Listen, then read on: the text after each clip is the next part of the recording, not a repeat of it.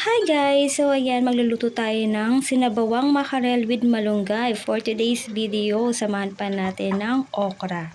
Sobrang dali lang nito lutuin guys at healthy siya ha.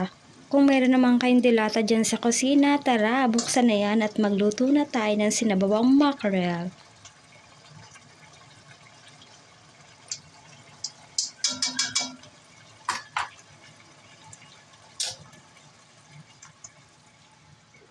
Ang kailangan lang natin ay sibuyas, okra, siling pamaksiw o siling green,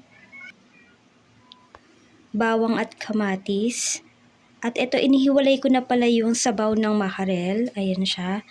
At ito naman yung laman ng saba mackerel.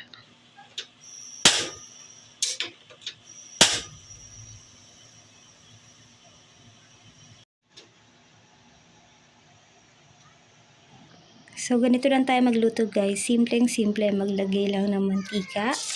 At ayan, kung mainit na ang mantika, ilagay na ang bawang. Antayin lang maging golden brown. At isunod na natin ang sibuyas. So, ayan. Halo-halo lang.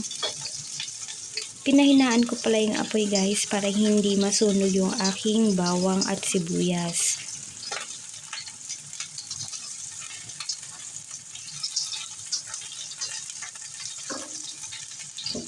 So, isusunod ko naman ngayon yung kamatis. Hahaluin lang natin mabuti para maluto siya.